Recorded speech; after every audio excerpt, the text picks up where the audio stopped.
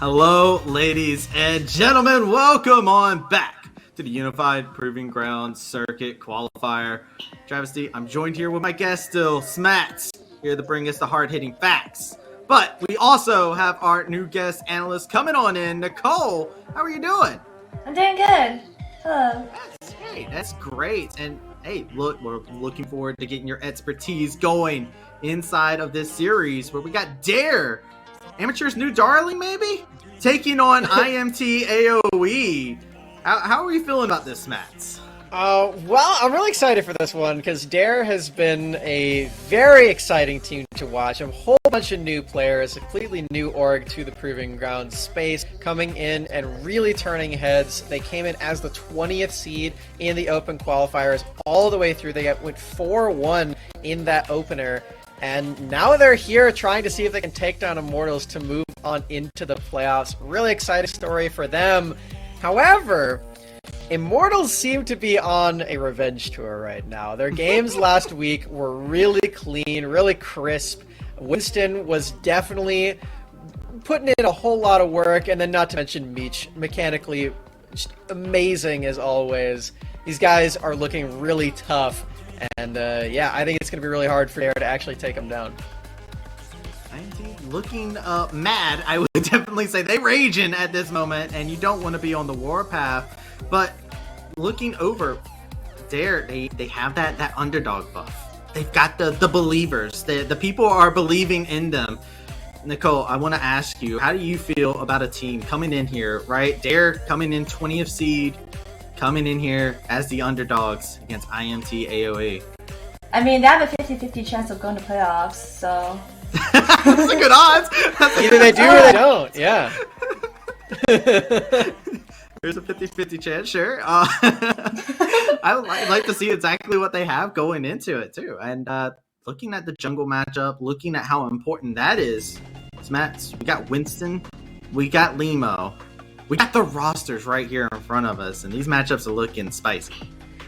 Yeah, like I was saying before, Winston and Meech are really the big titans on the side of Immortals AOE. I think that Dare really need to come in with a plan to take down one or both of them in the early game, and a lot of that comes down to Limo. This guy is playing some early game champions like the Jarvan and the Xin Zhao, excuse me. He's also playing things like Hecarim. And I think the former type of champion really works quite well if you are trying to attack the bottom lane. We know that they are on blue side for this first game. So I think that's something that they really need to keep in mind and hopefully they have prepared for, as they have known that this is their matchup for quite some time now. It's their last one until they make it into the playoffs, and they do need to make it good here. Yeah, make it good, but on the other side, got some opposition, and like you said, the warpath is there with Anime Girl, Winston, Sochi. Like, there's so many good players. Meech, as you were talking about, like, this entire roster is stacked from top to bottom, and it's going to be a hard road. The underdog story, though, for Dare, see how they could come up here. They have some unique champions that they could possibly pull out, especially in the mid lane. Nicole, you've been known to have a couple unique champions of your own, playing that Karthus in the jungle role. How are you feeling whenever you see somebody like Enigma, who has these pocket picks in the mid lane, like the Vel'Koz, like these mages that they can put through in the game? Oh, these are really good picks for counterpicking. So it'd be cool to see how their team set them up for that. Absolutely. And Smets, they got a challenge, though, across the table. It's a hard person to counterpick. Yeah, especially on blue side, right? Because they are playing that for the first game. I think it'll be a bit unreliable for them to get the counter pick, which can be a little bit of a struggle, right? Because that's mostly what Enigma's champion pool is known for, getting those good matchups and really crushing it from there. They didn't choose blue side, so they definitely are coming in with that awareness and likely will have some gas in the tank to make sure that doesn't happen. I think the idea here for blue side is just getting Limo a really strong ganking jungler so that you can affect the rest of the map. And sometimes that does bleed into mid lane anyway. You can just take that Jarvan. If bot lane is really pushed away, just gank mid instead. I think that's a good path here. I mean, honestly, if all else fails, get your mid laner ahead. We saw what happened in the previous game. You start getting your mid going, and they can start popping off in team fights here.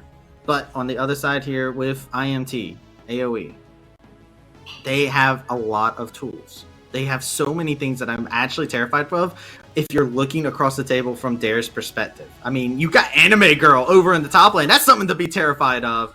As this person has a champion Ocean, it's okay to laugh, Smash. It's just such a silly sentence, you know? Terrifying Anime Girl.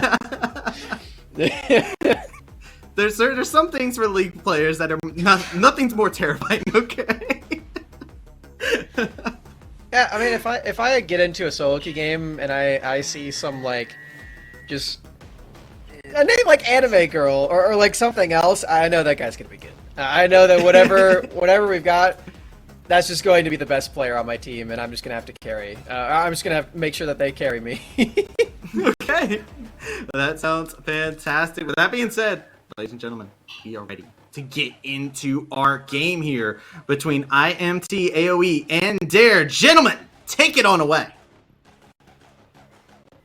It's time, folks! Thank you so much for the toss, Trav, because Dare and Immortals AoE will wait no longer. This is the matchup that I've been waiting for a long time, Rude Dude, and honestly, I feel comfortable saying the same of you. We have been talking about Dare a lot, and Immortals AoE, while looking promising at the start of the season, had a rough groups, but they have been on a rampage recently, and their games last week against Supernova definitely demonstrated it. Yeah, exactly right. We've got Dare coming into this, as Smax mentioned. 20th seed from the Open Qualifiers, have surprised time and time again. And let's see if they can do it once again here up against an LCS affiliated team in AoE, AoE Esports, of course, who took amateur scene by storm last season, pairing up with Immortals to create this new roster of fresh talent that is going to be looking to hopefully take North America by storm as well. And I'm glad that we've drawn our attention to the top lane, because I think that could be a very crucial matchup here in this one, because Anime Girl, as they talked about, has been absolutely insane in this top lane, has got that just plethora of champions that he can pull from, and he's playing up against Censored, who we've seen be a very generic weak side top laner, tends towards those tanks, towards the Sion, the Ornn, the Tahm Kench if possible.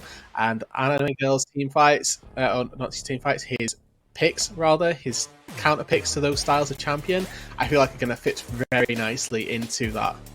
Let's see if they end up getting the counter pick. On red side, there is a pretty significant possibility that we see that on R5, but already with the Gwen taken away, it seems like Dare have done their fair amount of research, and you don't want to be giving that over to Anime Girl at the very least. Censored on the other side of this matchup has also been known for doing a lot with very little, with very few resources, whereas Anime Girl, for all the talent that they have, do end up getting quite a bit of help from Immortals AoE to make the most of that. So I'm wondering if Dare can spend some of their resources to shut down the other side of the map that AoE have for themselves in Meech and Trevor, because Meech, after outplaying a 1v3 under the tower just last week, is something that I'd like to see dealt with sooner rather than later. Meech coming into this is one of the standouts of this Immortals roster, and when you look at some of the names on it, that's a statement in its own right, because, you know, we've got the likes of Winston, Shoichi, Trevor on here, right? These are all some fairly familiar faces, Winston in particular, but I think that Meech is, like I say, a standout AD carry in the pool of talent that's left in the tournament, and I say that up against Dare, and this is one of the reasons that I've predicted Immortals to have the sort of favour here, is because I think that everything Dare do, IMA do just slightly better. I think that Meech overall has just more consistent team fighting that they look toward, and Limo versus Winston, another jungle matchup that we have to keep our eyes on. For this draft, though, we have obviously got to sort of dive into this one. Arcshon Band Away is certainly something that I'm entertained by. We're not going to get to see it this time. But the Graves first pick here, dear.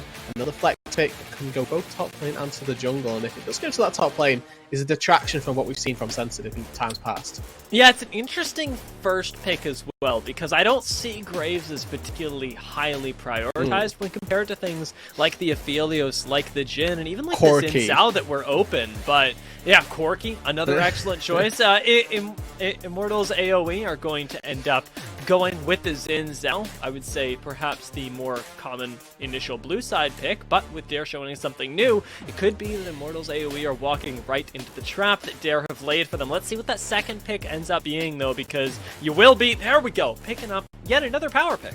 Yep, taking the Aphelios now for themselves, and now we see Prio on Thresh potentially start to increase as well, just given the nature of that bot lane, potentially see Dare take that one away for themselves.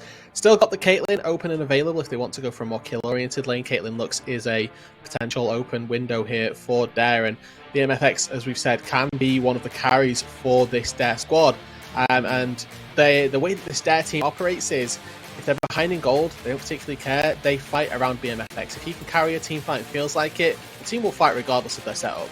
Yeah, the playmaking from Blossoms and Enigma to keep BMFX safe is really the thing that has made Dare a very strong team fighting team, and I like that we get this Jhin. Albeit with the longer range, we'll have problems dealing with the Xin Zhao, but there's a power pick that we haven't talked too much about just yet. We saw it in the very first game of the day, and since then, it's been quiet. We're getting another Akali Rudude.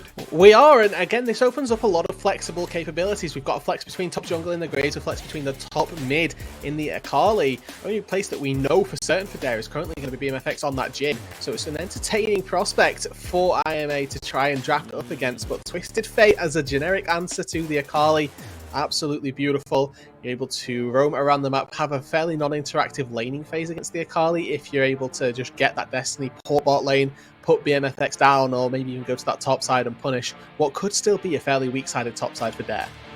Yeah, so if you've got this Twisted Fate and you want it in the matchup against the Akali, you can't really let Akali go top, because Twisted Fate isn't going to follow you there, and that is a place where you'd feel comfortable as Dare putting it. So Immortals Academy also have to make sure to get themselves something in the top lane that Akali wouldn't feel comfortable with, and that's where the second phase advance is going to come into play, taking away perhaps other mid lane options that you might choose to pick up, like that Orianna, but Dare are very much aware of this and are also taking away the Jace. There is a big focus up towards the northern end. Yeah, solo lane is currently getting absolutely obliterated here. No surprises to see Victor and Ori off the table. This would have been setting up nicely here to just, move Dare with a mid lane pick. No support prio at all here, with Lulu Thresh taken off the board. Would have expected to maybe see something like Leona Nautilus sort of traded away or something along those lines, but IMA have their first pick then of what they want to go for in that department, and I wonder where they're going to end with or where they're going to take that. They've still got their counter pick here for the top lane, so with all these flex picks that Dare have got, they're not going to be able to fully have shown their hand all the way through the draft. That really is the power then of that top side. Now then, we could just blind pick top lane, or throw everything caution to the wind. Why not?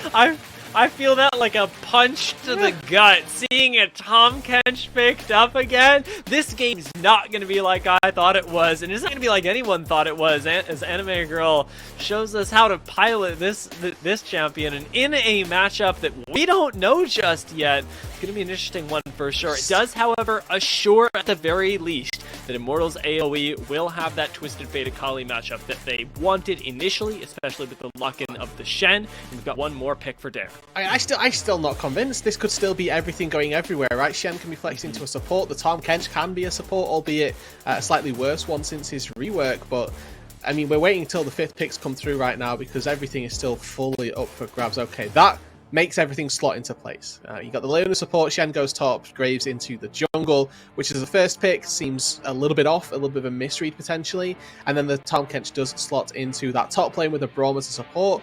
Kind of a decent enough answer, particularly into the Jhin as well, getting that Unbreakable Will on a 4th shot, on a 4th curtain call, going to be invaluable in his presence. And Braum has always been known as somebody who can peel really well, and that can set up your auto attack based carries for success. Against an Akali that is really the biggest dive threat right now, I think Braum is providing a lot of value because he can help Meech deal with Akali and then move on to the rest of the fight using the combination of that Unbreakable and the Winter's Bite with the Concussive Blows passive. There's just so much CC available to anybody diving into Immortals AoE that now it feels like their real problem is going to be making sure they can shoot through that person and then through everybody else, because dive absorption is one thing they don't have to worry about. Now, one thing that I do have a little bit of concern about relative to this Braum here, obviously you talk about concussive blows and then the winter and then the stacks that come from that. If we see it go on to Enigma, for example, Stand United is going to be a very crucial game just because of how dive centric she wants to be. And hoping that with that dive that the Akali is going to be going for, if the Shed comes in on top of you and you do end up with Stand United on top, that Spirit's Refuge is going to be absolutely crucial. If you get that concussive blows on, that is incredibly hard to fully stack it up, and you can't land auto attacks, right?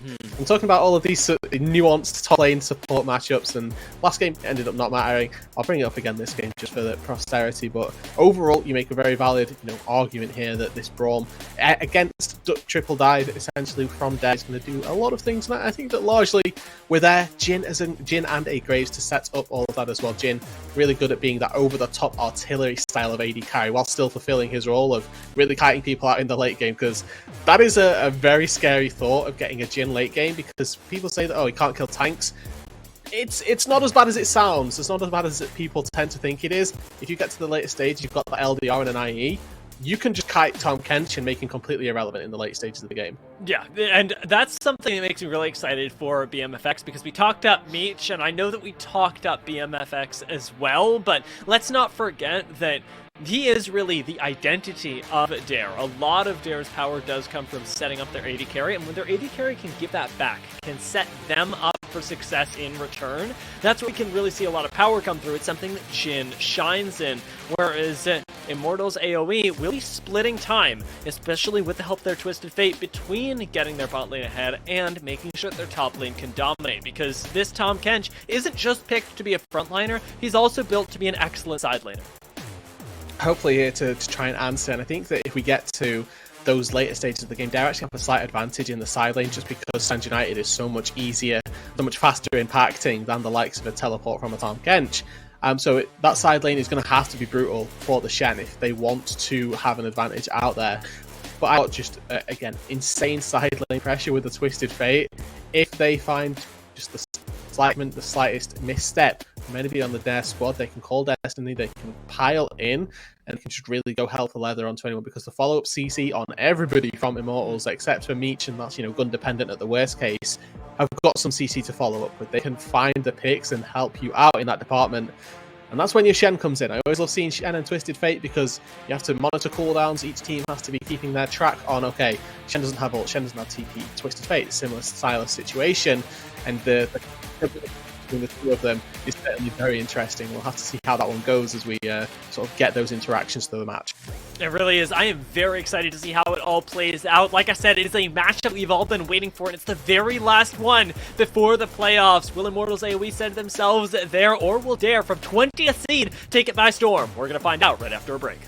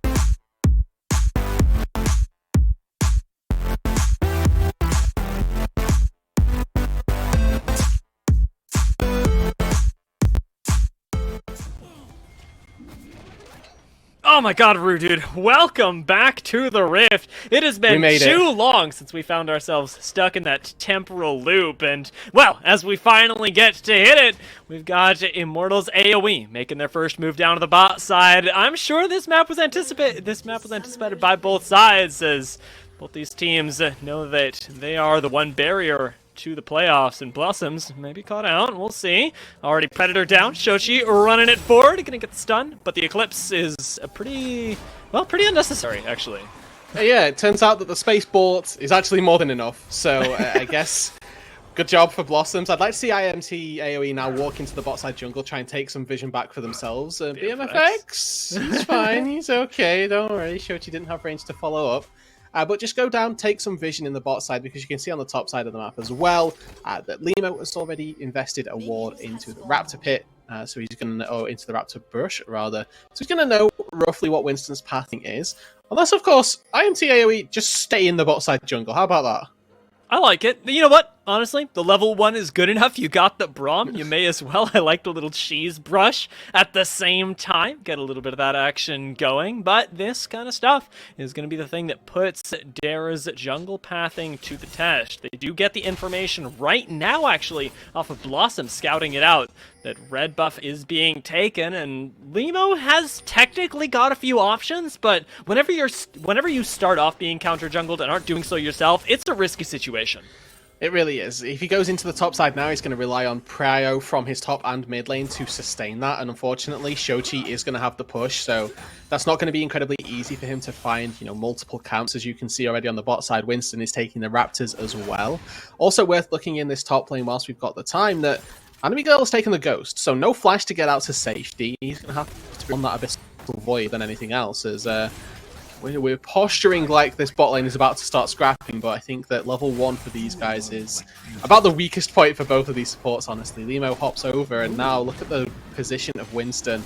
Looks like they're just going to avoid each other, ships in the night-esque, and it's actually really awkward for Limo here because he doesn't get the red buff, so it is a 3 buff for Immortals AoE, and also Limo has to walk across 2 quadrants effectively to get himself the full set of camps. Winston going to be much faster walking from his red down to the wolves and the 3 camps that are there, where Limo's got to go across essentially the entire jungle to get there. Or he could pop up to the top side. There we go. Ghost does get popped. Anime Girl gets the gray health and manages to get out with sub 200 health, popping back up to just over it with the assistance of the pots. But Limo does get spotted top side. So now Winston does have data that Limo has taken the pathing through his Raptors and into the Krugs, and is going to be forced to go down through his own top side. So Winston has plenty of space, plenty of time, and apparently plenty of mid-pressure. Yeah, I wonder if Winston just goes invades bot side right now, because he knows that Limo is going to clear up on his top side and just take away all of those camps that he's still not yet got to, and there's a window of opportunity for sure. Shochi took Ignite this lane. Auto after auto, Enigma's going for it, but Shochi's pretty strong, the red card, oh lord! Not quite gonna land an Enigma, sub 100 HP, dropping to a clean 63, is gonna get out here. Shochi props the Predator again, and with Limo coming in still, making the rotation down towards the bot side, Shochi's gonna cheat down towards his own jungler and get out to safety. Okay, so Limo takes his top side, Gromp and Crab, but look at Winston on the map right now, working his way already through this Tri-Brush into the bot lane, and is he going to go for the gank? Might be pretty difficult for him here. Remember, the Krugs are still up, but also look at where Limo is. This could be a very big altercation if we don't... this is so... Limo. Alright, with Limo spotting him, Winston's gotta get out. Blossoms is coming over, just burns the flash, okay. But Trevor's here, and does have that Unbreakable, throws it up, and Winston takes no damage while Meech is just laying in auto after auto. It's a double kill, and BMFX does burn the cleanse to get out, but the flash from Meech as well, secures him a triple kill, and Meech has gotten going. Oh my word, I was so convinced here that they were going to just roll through Winston. But the Braum pick from Trevor has been instrumental in their success in that fight. He blocks the autos from the Graves by just standing in front of the Xin Zhao. Blocks the autos from Jin by throwing up his shield. Meech just walks forward. I'll start autoing you with Infernum triple hits, no problem whatsoever. Comes out with a triple kill, Berserker boots, pickaxe. He's loving life and is very accelerated in this matchup. terrifying, honestly. If you're going into this, you know what Meech can do. You know that Immortals AoE became known just last week for turning around situations that they should be dead in, and to see it happening again is incredible. Let's take a look just again at how Winston gets out of here alive. Yeah, I mean, I don't know, to be honest, right? Like, Blossoms Q flash instantly, and then gets behind Trevor. Now look at how much damage Winston actually takes at this point. Q from Graves gets blocked. Trevor is just stood in front of Limo this entire time. Finally, the Unbreakable goes down, and it's actually Trevor that gets killed in that situation. Winston even gets away. Triple kill to the Aphelios. I mean, what? Braum, absolute go-to champion in that fight. And look, even at the end, I mean, they're crashing a wave, on, and yeah, it just hold gets on. worse up towards the top side. We're popping Predator once again, and Shochi is running at you. However, Winston tanking the tower, as Censored does go low. Winston pops back in to collect it, but one too many tower shots does it for Anime Girl. Still technically a positive trade for Immortals AoE, as they did get to crash the wave, but perhaps not the cleanest. I got a question who those minions at side actually. Oh, Blossoms. This is a Go fight. in for this. I don't know. This is still an Aphelios with a triple, but in comes Shen, and well, now you just can't play the game as Meech, especially with the little bit of help blocking the autos there. The Spirit's Refuge does a lot of work, and Dare got to play going for themselves. The MFX not out of this just yet either, and we already talked up this gym. Yeah, I gotta give credit right now to Limo, because he was very much out of this early game situation, and despite the fact that he got first blooded, Winston is still even in CS right now, and that is something that honestly I would not have attributed to the situation that we've seen at hand. So good job for Limo to keeping himself on par, but really good effort from Censored there, just making his level 6 play. And what we love to see about Shen's is proactivity with the Stand United instead of reactivity. The constant age-old saying when you've got those globals is when you're able to proactively make those plays, you are just doing better, and you know, you always feel like you've got the momentum, making those proactive swings. And shutting down Meech as well, going to do you no end of good. One of the fastest uses of this I've seen so far, with Shochi still likely able to shove in the mid wave. One of the things we got to be looking at next is, of course, the Dragon.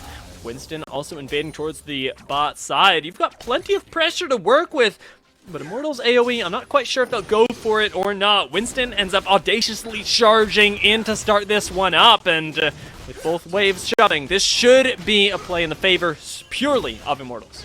Yeah, they've got prio in both of the lanes that are mattering in this instance, and I mean, even in the top lane, Anime Girl can walk all the way down should a fight occur. It's not going to be the case. But now you've secured the Drake. Tendency from teams is that you abandon bot side of Summoner's Rift, head up toward that top lane. Anime Girl has gone on a warding adventure at top side as well, so that's a lot of information that is going to be given over. They're going to be able to dive Enigma. Oh, Enigma's absolutely dead. You can see him even through, Never but mind. as I say that, Go. Enigma actually gets out to safety, and no punish He had Shuriken. onto Winston, who has been so aggressive in this early game and shows no sign of slowing down.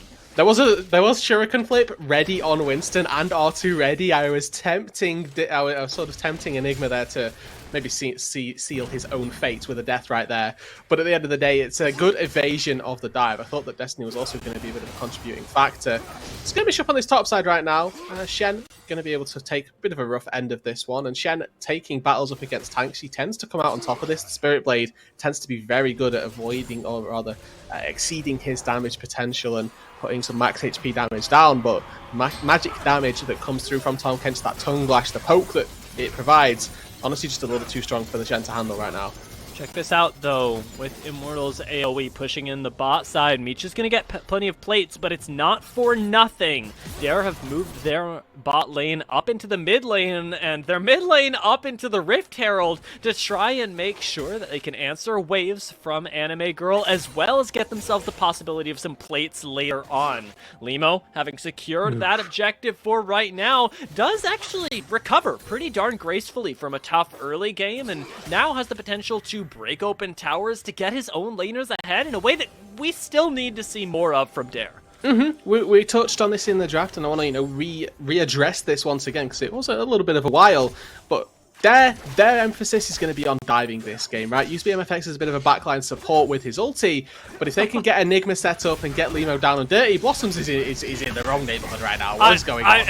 I mean, Winston just walked over the wall, but in comes the Stand United, and Winston, maybe in a lot more trouble than he realized, does get stunned, but the Crescent Guard does him a lot of favors, not quite connecting. And Trevor going golden gives Winston the chance to rejoin over the wall, and now it is a naked Shen in front of the world. Censored ends up going down. And again, Immortals AoE with aggression, pure and simple, end up finding themselves kills and plays. Yet they're not able to coherently take that dive right there, and obviously still fairly early on. They don't have the Akali in the vicinity at all. And you get a little bit of a prelude as to what they can do when they've got a bit more gold in their back pockets. Maybe that looks a little bit better, but slightly disjointed. And then IMA are just in a much better cohesive unit when they're going forward. As soon as Censored taunts forward there, he's kind of sealing his own fakes. His team really can't follow up in that choke. Meech is just zoning by existing with 3 kills at that instance, 4 kills now. So it's an incredibly tough situation to follow up on your Shen dash like that. And with Immortals AoE currently just 3,000 gold to the good, a lot of that going to come from a Twisted Fate passive, but a lot of that also comes from the 4 kills that are on your AD carry. They're currently in a very good position to just slowly monitor this game, and eventually they'll get to a team fight stage that can set up at objectives and pretty much just win by having a better team fighting composition.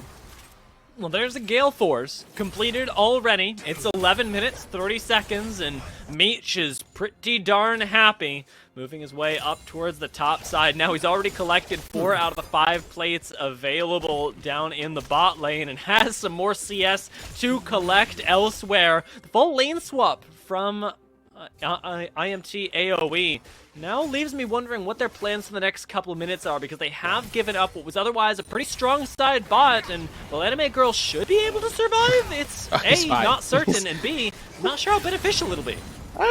He's pretty good, honestly. He's got his full mythic completed, and he's got a massive second health bar to work with as well.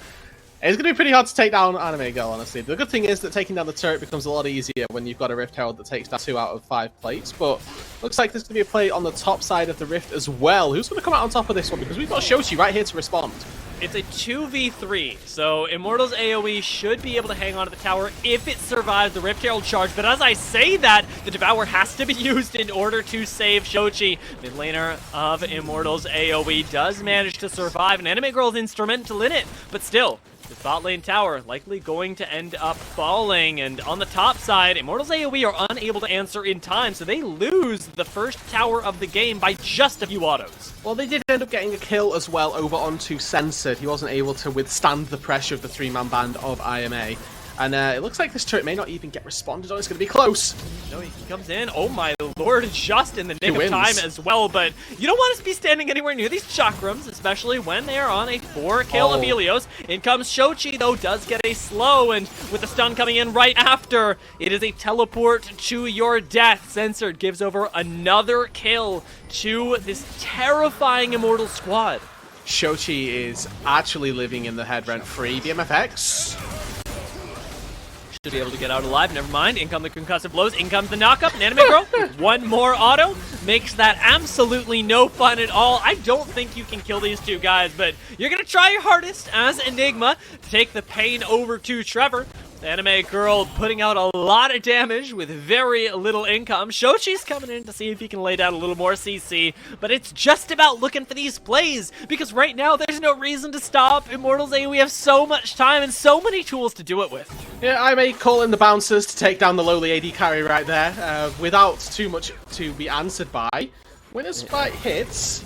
Enigma's not very happy right now. The gold card comes in, concussive blows as well, and it forces the answer, the ultimate from Shen. However, with the kill having been completed, Dare do answer back positively to that at the very least, but it is at the cost of both their side lane towers.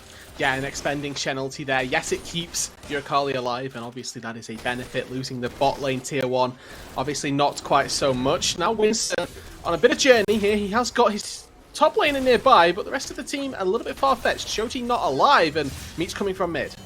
Well, we did the 2v3, now it's time for the 2v4. Different champions, I'll be honest, but with the Crescent Guard and the backup of Meech, things are looking good. Why stop here. Immortals AoE get to continue jumping forward. Winston secures another kill, and let's not forget about the Meech that's backing them all up, as BMFX does get slowed down. He's one auto away from death, and the same can almost be said of Enigma, who is sub 100 HP, ticking down underneath the turret. Meech is just walking through, picking up these kills, and Enigma will be lucky to get out alive as Trevor yeets himself forward, and Winston turns wind into lightning, picking up another kill. Anime Girl's like a proud dad under the turret there. Go forth, my son, kill the enemies, please. I will tank this turret, you are the hero now.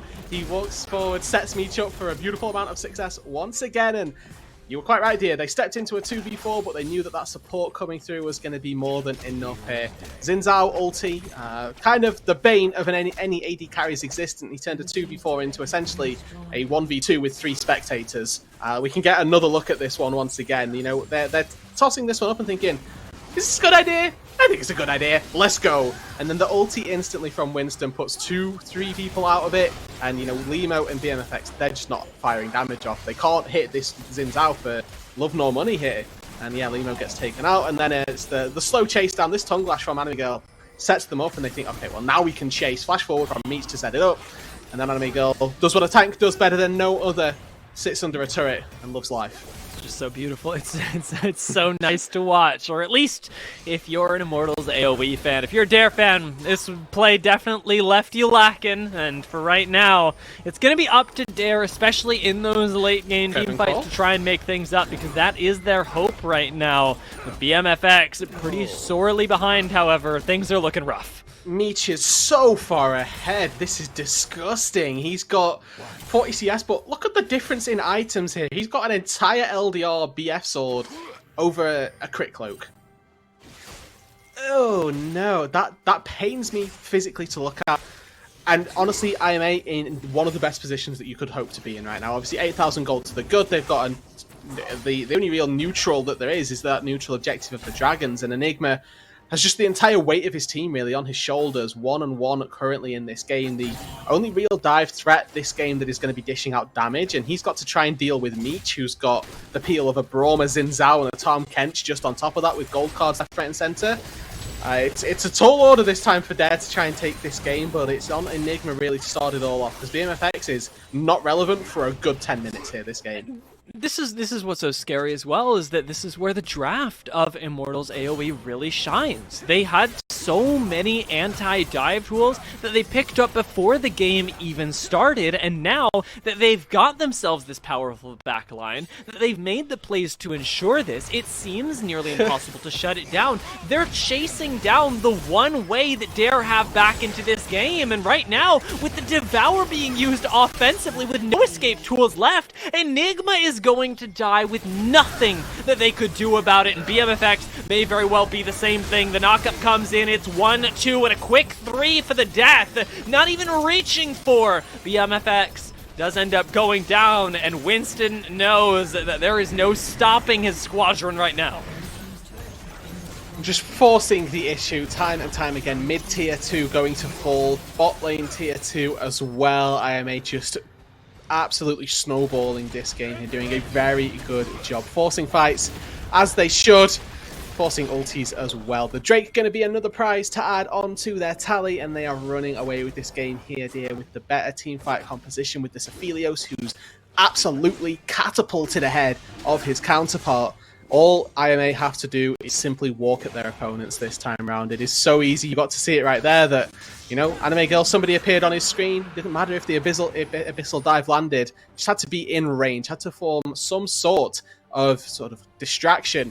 Shochi, Predator boots on forward. He's got this gold card locked and loaded, and with the ulti, there's no escape for anybody. So it is really a game of picks that, at the minute, IMA are going to be more than happy to take. I love this for him. I actually really like when Twisted Fates, I mean, not in my games, but when I get to see it on stage, just watching Twisted Fates Predator at people, there are very few things that are more satisfying than watching that sort of pure confidence, the pure bliss that comes with that sort of mid lane play style and pick. With Limo making a return on the red buff, he's trading that away for control over his own red side jungle. Meech more than surely going to pick up the red buff of his own and does it in, well, I think it was one auto. It was maybe two autos from him. He was cheating. He did bring another gun to the party. You know, he had his little sniper turret there, so we'll allow him a certain extent, although it was only one auto. But either way, this is what should be, we're hoping for, a fairly simple closeout for Immortals AoE. For Dare Gaming, as we mentioned,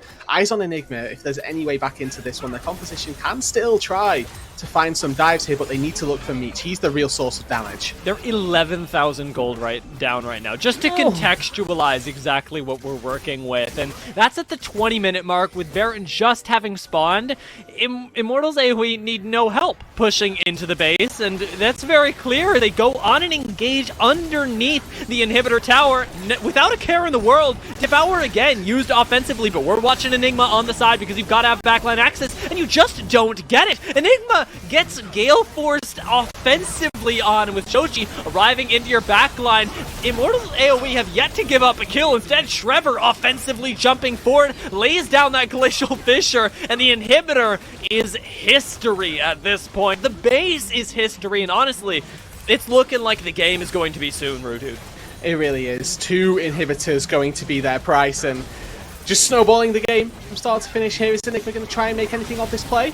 He's gonna go for it. We'll see if he ends up getting out alive. That's really the miniature goal right here. Concussive blows, seals him in, and while the stun comes in, the real stun is how quickly Enigma died, even with the Shroud. Dare, having lost 3 members already, and most of their base at this point have very, very little to do. But think about next game, because right now, Immortals AoE are gonna take this first one. Anybody who's played any game of League of Legends will know that when the AD carry Gale forces into an Akali, particularly a Turbo Chem Tank Akali in this particular patch, it tells you a little bit about the game state. 2 inhibitors down. You're either winning or you're in gold. Okay, you're berating the gold people. That's not my fault. Now, with 2 inhibitors down, this game once again begins to play itself here. The Baron is just the simple objective for them to take. With minions, super minions in mid lane and bot lane, there's just too much pressure really for Dare Gaming to really even leave their base. If they go out for any prolonged period of time, the super minions are just going to crash and take their base on its own. Now with the Baron falling, Immortals AoE head toward that top lane. They don't have to do anything fancy here. 5 members up there, they will be able to take turret after turret, dive after dive, and so long as they're on the same page here, they can whip open every single inhibitor in this game and then just watch the super minions do their work. They're going to do exactly that right now. They don't even need anybody anywhere else because most inhibitors have already gone down. As Anime Girl and Trevor pop into the base, it is unlikely that they suffer a death. And Winston going 1v2, same story here. He's jumping onto Limo, no problems. Now makes it Enigma's problem, and with Blossoms going down, each flashing underneath the tower. Just into the face of BMFX. That clip alone tells the story of this game from very, very early on. From a jungle invade that looked like it had gone awry, Meech picked up 3 kills, Immortals AoE got the ball rolling, and this AD carry has never looked more like they've lived up to the name. These guys were truly Immortals. Poor BMFX, my man got gatted in the base. He just got flash one-shot literally by Chakrams. That was hilarious, honestly. Like, I was just watching that, like, jaw dropped, visible, audible, just confusion at how he just got absolutely taken out of the game. And Immortals AoE putting themselves on that pedestal that we sort of expected from them, to be honest. Obviously, the LCS affiliation and the names that they've got on their squad, it really did go to show from that level 3 play down on the bot side where Winston, we thought, was in a little bit of a precarious position. They never really looked back after they found 3 kills and just snowballed from there. I mean, I look forward to seeing what Dare do in next game, because at this point, it is fight with your entire being or go down, and honestly, it might just be both. From last week to this week, Immortals AoE have looked untouchable, and we're gonna have to find out in Game 2 whether that remains true. But first, we're gonna take a short break.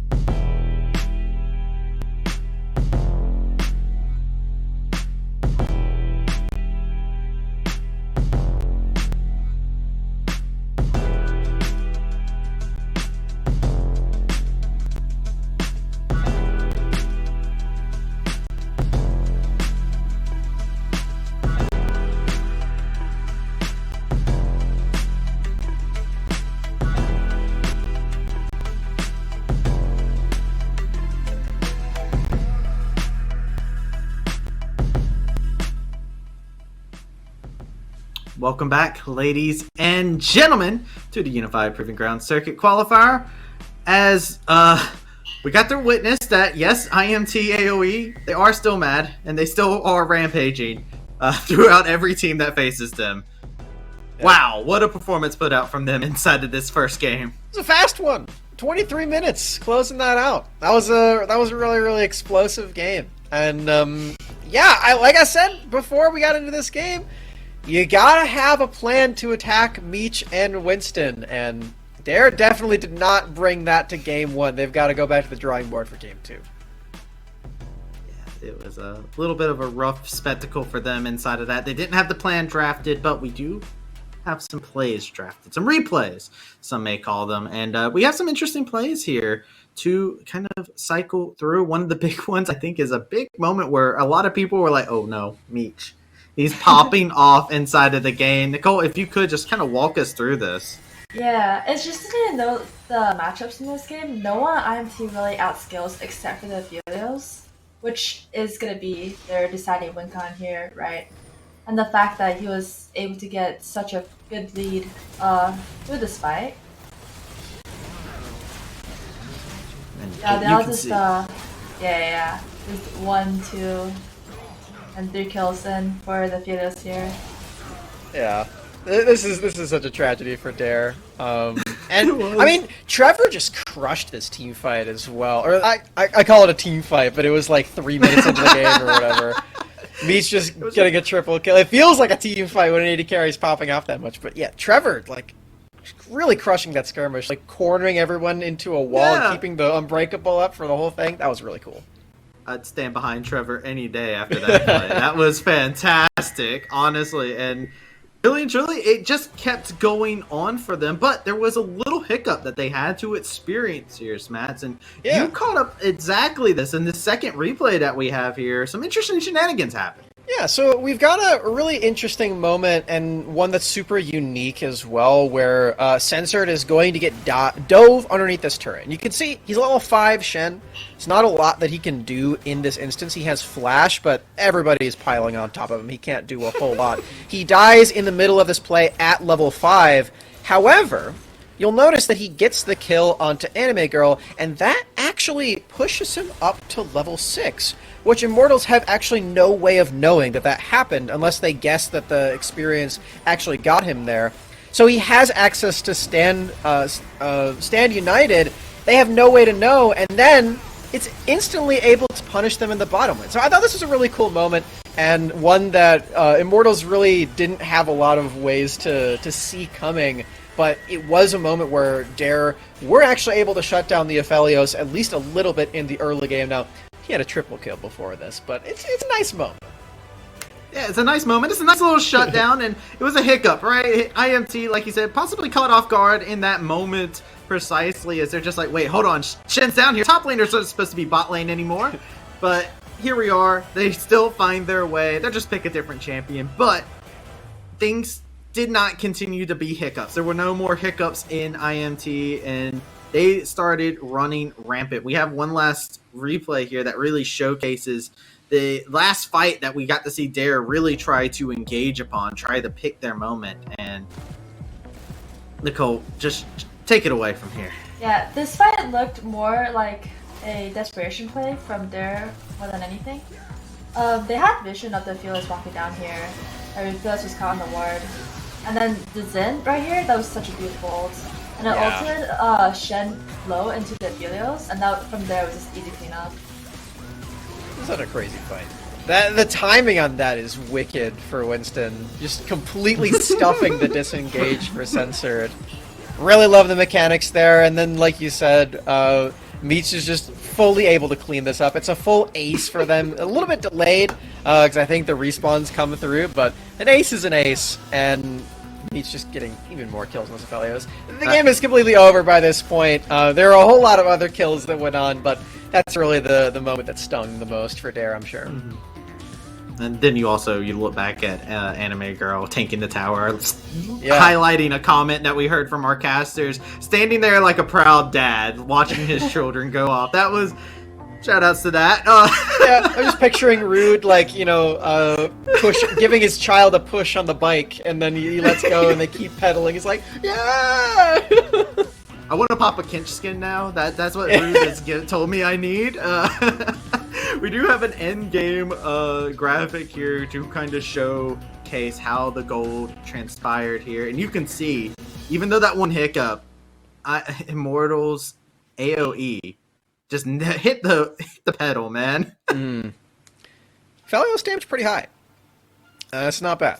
Slightly. Yeah, slightly. That's probably like an A+ ranking. Meech is pretty good at League of Legends, guys. I think we should probably do something about that in the early game, in Game 2 for Dare, if you're going to want to shut this guy down. Yeah, I mean, Dare on their last leg, right? One more loss to their Nexus in the series knocks them out of the tournament. They got to try in the next one to continue on in the Proving Ground circuit. And for a team that turned so many heads and got so many upset wins, I'm hoping to see them have a little bit more fight in this one. I want to see that prep really put to work here. How about you, Nicole? What are you keeping your eyes on going into this Nets game?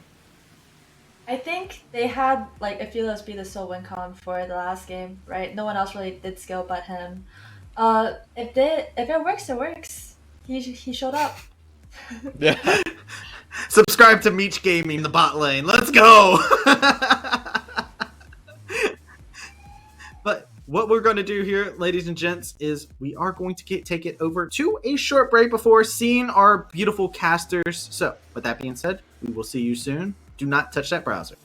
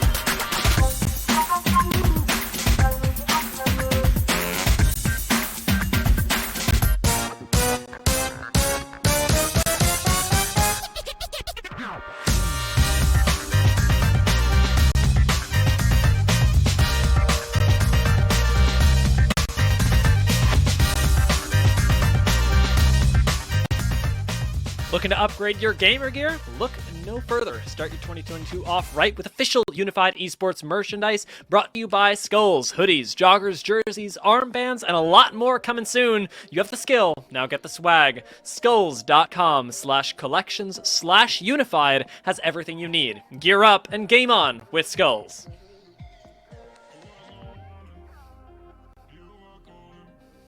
With that, Rudude, welcome everyone to the pre-game for the second round of Dare versus Immortals AoE. Because the first round, let's be very clear, Dare need to wipe entirely from their memory. It was terrifying. It was a knockout. It was really, yes. That's actually the perfect way to phrase it. Normally, we're at boxing, this would be done, but it isn't. Yeah, they get second wind. They're able to, you know, we're playing the Wii. Did you ever play Wii Sports, dear? Oh, I'm always, yeah. This guy, he's been hitting the nunchuck as fast as possible, trying to get himself back up, and IMT AoE, they're going to have to go once again here up against Dare to knock them out fully from the lower bracket. Obviously, this is that do or die game for Dare Gaming, do or die series for Immortals AoE. Remember, the winners go off to the playoffs here of the Proving Grounds Closed qualifier number 1, and then obviously Dare, unfortunately, I say Dare if they lose this game, but the loser ends up going home and gets himself some valuable PGC points, or not PGC, Proving Grounds points, excuse me, for this one, but let's wait and see. Game number 2 is about ready to get going. Like, we're so close. We're actually so close to one of these teams being sent into the playoffs. It is ridiculous, the storylines for both of these guys, and it is unfair that only one of them will make it. We touched on this a little bit earlier, but with IMT AoE having such massive expectations and being knocked into the lower bracket, basically speed running it down, and then being able to maybe climb back, and with Dare starting off 20th seed and just on the cusp of breaking into playoffs in their very first Proving Grounds circuit qualifier run, it's massive.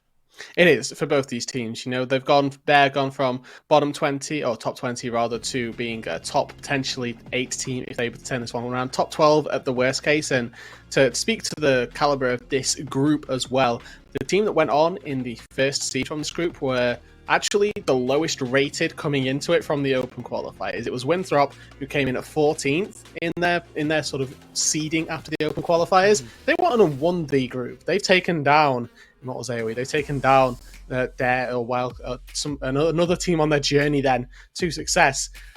And this is, you know, sort of the story of this group. Group C has been really all over the place. And just because one game has gone really well for Immortals AoE doesn't mean there's going to be a second that comes that easily. No, it certainly doesn't. And consistency is something the roster has struggled with throughout this very first tournament. But it's also something that they've consciously worked on and definitely improved at. We saw it in the bot lane just last game. And normally, you see your jungler in that position. I see my jungler in that position, and I kind of go, you know what? You're probably going to die. We'll do our best, but we're not going to put ourselves in risky situations.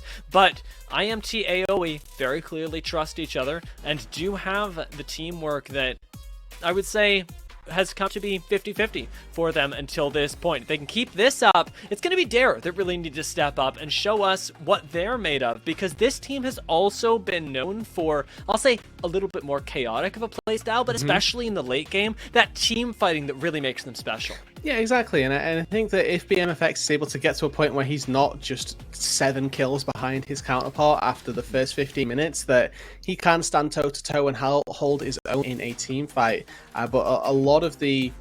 And I think that's something that is actually, I'm going to change my point here, that something that was really strong from Dare last game was actually, you know, I touched on it actually, that we did see Limo actually close way back into a point of power from his, what was ultimately, could have been a very brutalizing early game where he gets killed on his golems, he loses 2, he gets 3 buffed, but he's still at level 5 even CS about 2 minutes later. And you know, that really does speak to the caliber of player that Dare have got in their jungle, and that they have avenues to succeed. If Limo can really get unleashed, get unchained a little bit, and maybe go for these slightly more adventurous plays that there's an opportunity for Winston to maybe not predict, there's a real possibility that there's a Dare to make this win happen. Yeah, both these junglers are super integral to their team's plans when it comes to really the playmaking. We saw Anime Girl in the Tahm Kench. It was a different look than what I've been used Really? to from Anime Girl. Did still look like a great enabler, and I love that IMT AoE are showcasing they've got a different option for this. But make no mistake, Winston was, if you'll forgive the pun, the spearhead of a lot of those plays, and really made them from the early game. What if I don't turn forgive into the this pun? massive power? Sorry. What if I don't forgive the pun? Do I just leave? Is that how this works? Hold on. If you don't, I think you give me another chance. I Oh, think. but take two. What? It's Give a me best another of three. phrasing. Best of three. Okay. Yeah. So No, I forgive the pun. We don't need to worry about that because you make some very valid points. That Winston, obviously coming out of having been on TSM Academy as well a little bit ago, has obviously got a lot of experience, and now coming onto an Immortals amateur team is certainly looking to show and exceed that as well, and sort of pass that on to other players. Meech down in the bot lane, who was our sort of superstar carry from the last game, took a split off last year and now coming back feeling that competitive itch once again. And he's certainly getting it scratched in this game because in this series, obviously, after the ability really on Aphelios to take 3 kills early on, you really do feel something special, and I'm really interested to see what limits Meech can go to, because that was a good showcase of what he's capable of. I think that he's still got higher highs, because even though he got incredibly snowballed, it's not like the battling from behind and you get to see the full strengths of this player. I mean, the ability for him to take over and snowball, obviously, very useful and was exemplified. But I'd like to see, again, another matchup where it's maybe a little bit closer, where we can truly see how good this guy is at playing from even an even state and then trying to out-team fight. I want to see BMFX. We talked about this a little bit. If he's playing at even, we think they can do incredible stuff and, perhaps measure up to IMT AoE later on in the game. But we didn't really get to see Enigma really do much. And I like Chemtech Akali as a concept in the league And world. just like that, you've ended your career. Goodbye. Boom. I think Quote it's dear, there we go. I think it's an interesting development, and it has obviously an incredible amount of power. However, it's not this ridiculously high burst champion in the way that things like Victor and Corki are late game, and I would really like to see Enigma have something a little bit more like that his team can lean on him a little bit more in the late game and even from behind, because at the point that an AD carry gets fed, you really don't have to worry about Chemtank Akali nearly as much when and I she's think not. that, like, something that we sort of touched on, and something that is sort of really present with that Chemtank Akali is, it's all very well and good having these tanky stats, but when the enemy AD carry is quite literally 3 items, tanks fear the AD carries at 3 items, right? Like, you go to one item versus one item, that's great, but on an Akali where your abilities are scaling obviously off of physical magical damage, and you need those stats to back you on up, going for that turbo chem tank early on is actually going to make your assassination potential that little bit harder, and particularly in the composition that Enigma had around him last time. He did have a Shen Stands United to give him that extra shield, a little bit of extra durability as well. So there was actually a world where you can just sit in his shroud, wait for the Shen to come through, and then use the ability, use something like a Proto Belt to just absolutely one-shot his opponent ADC, get Meech down in the dirt. Obviously it's very difficult versus a Braum, and we're never saying that it's going to be easy. But there's that world where Chemtech Akali, obviously, whilst very powerful, can be maybe cookie-cutted a little bit too much.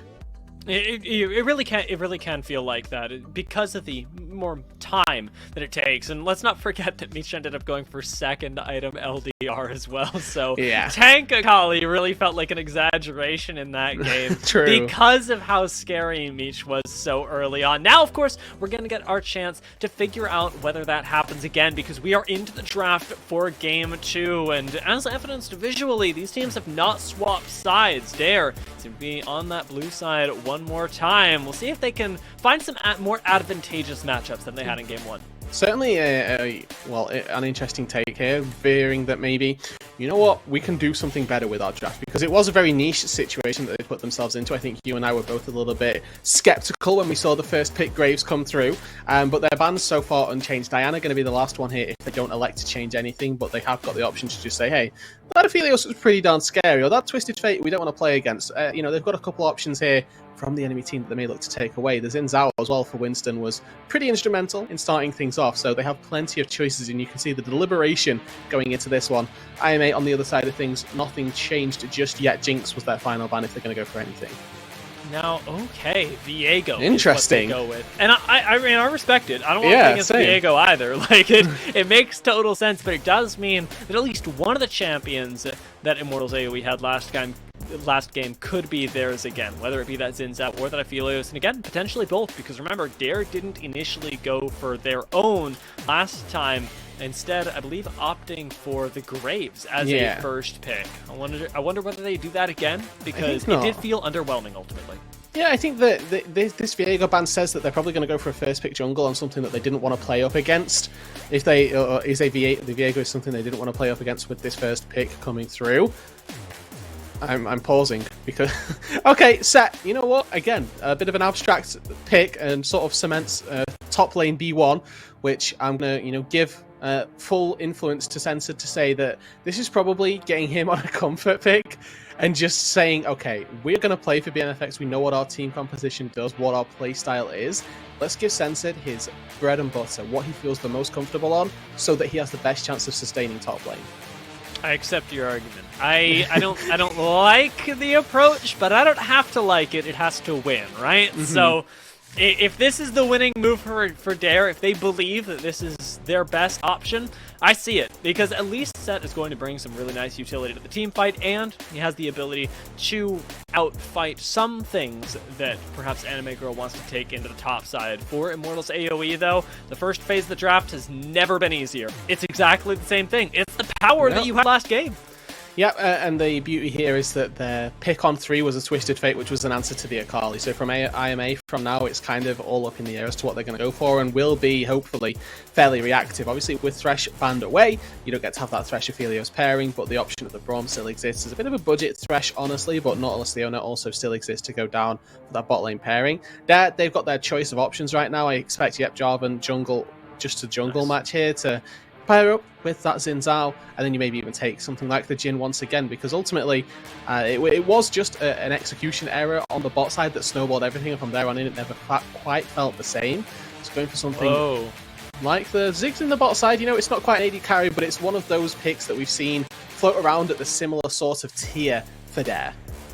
Okay, and the Ziggs is it's a pick. It's a pick that changes the game for Dare, because BMFX, I really like him as a hyper carry. I love seeing him on things like the Jhin, and the Ziggs does take a little bit of that autonomy away, and changes the consistency of AD carries, especially when up against assassins. But dear, now let me tell you about a combo. I'm ready. Cataclysm Mega Inferno Bomb. That sounds pretty sick, honestly. Now, onto Aphelios? Tell me who doesn't have a mobility on their team. It's Aphelios. Yeah. Conceptually, this looks really good on paper. They have the tools late game. They've giga-brained it. To just one-shot at Aphelios. And now we get to see what the answers are. Because this is actually just like one of those situations where you may just go, your job is to kill Aphelios, well, we pick Zilean, well, we pick Karma, right? And we maybe not Karma, because that's a little bit more up in the air as to its use down on the bot side, but they have got that choice, and you can see they're banning away supports already to sort of make sure that their bot lane isn't quite so oppressive, because early on the Aphelios should be able to, at the very least, CS better than the Ziggs. Obviously, CSing on Ziggs early on, not quite as easy. Yes, you've got the bombs to clear the ways, but it can be quite difficult to effectively last hit them, particularly when your support may not have the pick-up, the matchup that you so desired. Yeah, and at this point, just keeping in that momentum is going to be the best for Dare, trying to make sure they don't fall too far behind on the side of the map. But for a Set early pick that we thought showed us that we were going to be going bot side for Dare, and now a Ziggs that is traditionally much stronger on the weak side, where is Dare actually going to start getting an advantage? Are they going to try and gank the Ziggs? Are we going for a Bruiser Set? Because something here is going to defy expectations, and it may very well catch Immortals AoE off guard. I would tell you that it's going to be a bot side angle, but honestly, I can't, because they've banned away 2. So that it's a top side play for them. But banning away 2 supports isn't what you do. You'd want to ban away things that the Set doesn't do too well against. If you were going to try and really focus down on Censored and get him to be the carry, which is a complete detraction from what Dare have gone for just in general throughout the season. So We're expecting to see it be bot side focus and still just utilize the Ziggs and maybe get to level 6 before you particularly get aggressive on it. Enigma pulls out the Vex, which is one of the goated counter picks to a LeBlanc. Is really going to be putting out a lot of hurt in that mid lane matchup, and Enigma, as we talked about, the champion that has those counter picks, should be able to find that success in the mid lane really easily. Yeah, the Vex providing a lot of value inside of the team fights as well. Definitely gives Enigma that chance to pop off and perhaps even be focused in the early game if they can find some nice counters to LeBlanc mobility that set her up at a detriment. Galio being the last lock-in at least tells us that Dare don't want to stick around bot lane for too long and want to have some options to roam around. You can use this Ziggs as a central sort of wave clearing bot and then get your Galio to move around with other people. So Dare get themselves a really nice mid-game plan, albeit their early game falling a little further behind. And then the Graves to follow on up. That's going to be the top lane matchup of choice for Immortals AoE here to handle Censored in that top lane.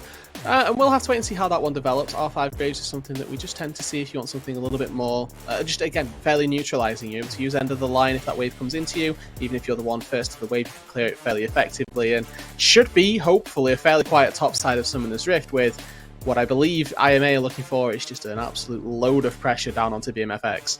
It's gotta be, right? Because their draft, at the very least, has got the self-sufficient top that just lets everybody walk in. Dare, on the other side, still a lot of questions. If they want to try and play towards bot side, I think that they've got plenty of room to do so, because they do have that Galio for a little bit of setup. The Ziggs not really slouching in the damage too much. However, it's not necessary. It's also not necessary to play towards top, and the mid lane can roam. I feel like the first couple minutes for Dare, at the very least, should be pretty hands-off, and that leaves a little bit too much tempo in the hands of Immortals AoE, but if they don't make use of it, and we hit those 6s on Dare, that's where things can start shifting in their favor. Yeah, let's just look at the composition of Dare for a second and identify what it's going to look to achieve. It is kill Meech, right? They saw that Meech hypercarried game number 1. We've got Jarvan Cataclysm, we've got Hero's Entrance on top of that, we've now got Mega Inferno Bomb and a Vex jumping in on top of that, and if anybody tries to engage onto Immortal or engage from Immortals, they've got a showstopper to take them right back out into the backline. If Meech doesn't have flash, 9 times out of 10 Meech should die, and we're going to have to sort of speak to how well he can position as a player and how well the team can heal him as well. We've got a couple heal usages, Trevor and Winston, with the knockback from the Xin ulti, with the charm as well. We may be able to do a little bit of work there, but it is going to be incredibly difficult to keep this Aphelios alive, and then that piles the pressure onto Shochi, Winston, Anime Girl to be those secondary sources of damage, because if they pile all of that damage into the Aphelios, and they kill him, they've still got 3 more people to try and get through. I am actually very excited for Anime Girl Graves. This is both a hilarious sentence, by the way, as I realize sort of the mental imagery that That's fine. Your but travesty cosplay. Secondly, I know that Anime Girl has traditionally been fun with resources, and the Tahm Kench did look really good, but being able to just straight up find 1v1s is something that Graves is really good at. Apply a lot of pressure in the side lane, and that sort of style for Anime Girl is what I came to know and love this player for. So if we can get that kind of pop-off, I think that we can really see 2 sides of the same coin and put a lot of fear into the opponents that Immortals AoE may just have in the playoffs. And if Dare can take them down at this point with this much confidence on Immortals AoE, they've got that Xin Zhao, they've got the Aphelios that looked so good last game, they've got the Graves. It is massive for Dare to be able to potentially unseat Immortals AoE in home territory. Yeah, and I think that honestly, looking at the way that Dare can look to play this one, they've got a couple of resets on Enigma, and the consistent DPS from their squad not particularly abundant. That, you know, we're looking at a comp without an AD carrying. That tends to be what you draft your ADCs for. Without having that consistent source of DPS, you may start to struggle up against all of these quadra carries. But there's every opportunity as well that you catch, more than just Meech inside that Cataclysm, that you do end up one-shotting more than one champion, because believe it or not, it's not just one single pick tool that they've got, it's a large source of AoE ultis. So the Wombo combo does exist for Dare, that if they find that perfect team fight, that 1% chance that everybody's stacked up, grouped up in a corner, and Galio Taunt, for example, starts us all off, there's every opportunity that this team fight goes just in an instant in Dare's favor. You can see me smiling. I'm actually really excited for the potential that for at least 1 or 2 team fights, somebody just won't be allowed to play the game. That's all I want. I want the fun that comes with that. However, it's gonna have to wait a few minutes. We're gonna take a very short break, and then we'll pop right back into Summoner's Rift.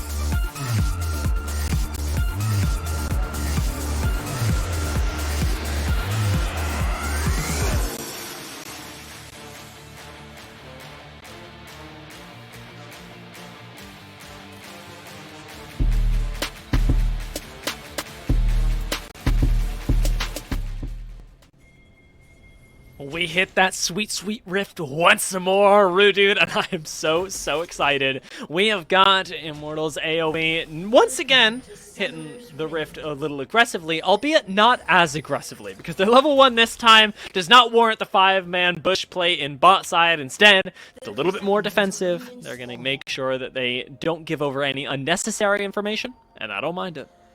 Neither do I. You know, I think that for IMA, I'd handedly say that so long as they can make it to a mid-game point, and or even like past mid-game, to a nice point where they have got 4 stable carries, they should be in a good position to take this game.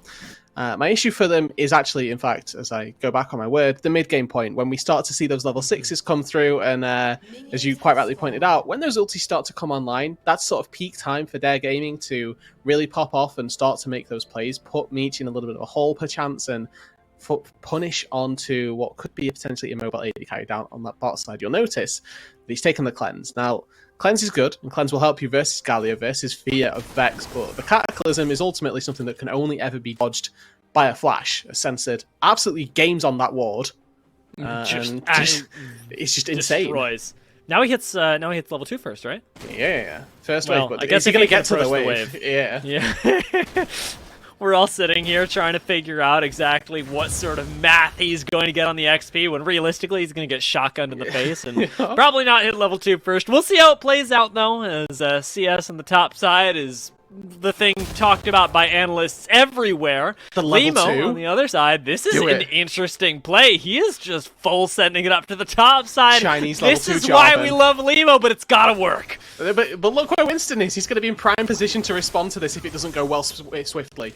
Level 2 on Limo. Anime Girl does have flash, but he needs to flash the flag and drag on time. Doesn't do instead. Limo gets the flash. Anime Girl gets out of the tower, and Censored is gonna die. Censored goes down, and Anime Girl gets the first blood in a tragic turn of affairs. Immortals Winston AoE flash. are gonna pick up 1 kill, and looks like Limo may get out. Anime Girl not gonna repeat the mistakes of his predecessors, but oh my. Yeah, you know what? That didn't go well, dear. I'm just going to say it right No. now. Jarvan has ruined his entire pathing and may even end up losing a little bit more right now. Oh, but no. He has got flag and drag, so like stepping up like this is okay. He's gaining vision, but now he's got no flag. Maybe a little bit more difficult. It looks like with the priority of his mid laner, though, Limo, maybe we'll be able to force out Winston, but he's not got any health. So you know we'll have to take a double take on that one. This one's looking a little sussy. Limo gonna Oh, take no. the wolves and likely walk right out of there. No need to stick around as blue buff goes over to Winston, and he owns effectively 3 sides of the map at this point, albeit not having taken his bot side just yet. Anime Girl was spotted on the recall, but let's take a look at this again because I liked the pathing from Limo. Yeah. It's just unlucky. You know, I was a fan of this replay, and then I realized where it was going to end and what was going to end up being the end result. And this comms must have been sensitive. I actually hit level 2 off this 6 creep, and then they go for it. A really good flash from Limo as well. I have to call this out. He follows the dash from Anime Girl, but the potion popped early on. I think it's fleet footwork as well for the Graves, so it is just so difficult to try and catch him. And you know, Winston dashes on here, doesn't have the 3 Talon strike yet because he's still level 2. But, you know, getting away from that one is obviously ideal for Limo, but not so ideal that he loses his top laner in the exchange. You know, I feel like if everyone were level, this is a dumb thing to say, but if Do it, everyone do were it. level 3, Yeah. that goes totally different. Like, because Fair win Censored those. would have had Censored would have had the Haymaker, Winston would have had the 3-point strike, Anime Girl would have had the smoke screen. Like, there's so many kills that just coulda, woulda, shoulda happened in dear. that instance. And Analysts everywhere are just nothing went that way. Analysts everywhere are just crying at the casters, saying, basically in their minds, this is, if they'd have just killed them, they'd have killed them. You know, like you've just triggered everyone everywhere, unfortunately. But I completely understand the sentiment, and I had a good chuckle regardless. Good. Well, Blossoms is in the top lane, and I want to quickly point this one out, that with the boots on, he hasn't got Predator, which is something that we tend to see from Galio's. It is the Glacial Augment, so a little bit of a different take. But we were sort of questioning where their focus would be, and I think that dying under the top lane turret level 1 sort of told us where we were expecting it to be. It is going to be that top-sided focus, and a lot of eyes on Anime Girl here to see how well he can absorb this pressure, because currently he's not getting any farm. No, at this point, he is pretty well zoned off. That time ticking away on the ward is going to start to get into his mind. I like that he backs off, at least, to get a little bit of his own jungler's farm, since Winston is far and away ahead of Limo, so he's not really missing anything, and Limo, in the meantime, What is he can't doing? really find these CS anyway, so really, it's just winning for Anime Girl, because, well, he does get frozen on, he also leaves Limo still at level 3, while his mid laner has just hit level 6. I cannot express to you Clear your how caps. far behind Limo Limo. is. Get them! God. There we go. God. Wolves number 2, baby. Here we go. Can he do it? 6 minutes into the game. Can he hit level 4? These are questions that we need answering. The bot lane, we did get to see a little glimpse of it.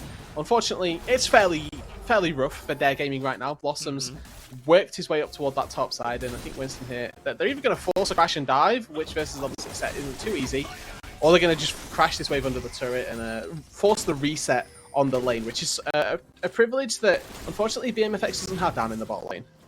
Winston's thinking about it. He's going He to hit find level Limo 4. here. There we go. 1 level advantage on Winston. Not even going to pop the Scryer's Bloom, but I think he got spotted just on the There's a edge pink, of vision. I think Limo would have seen that one happen. So, in the meantime, Enigma, at the very least, should have an idea. And speaking of Enigma, we got to give props to him. He's the one whose lane is winning, and that means he is the juiciest target as he walks just a little too far forward. Shane not going to connect, but Winston's still in his tail, and we've got a second Shane. So, Flash ends up going down for Enigma. Well, Winston thinks about going for the Rift Raptors and goes, maybe not. Maybe not into the level 6 Vex.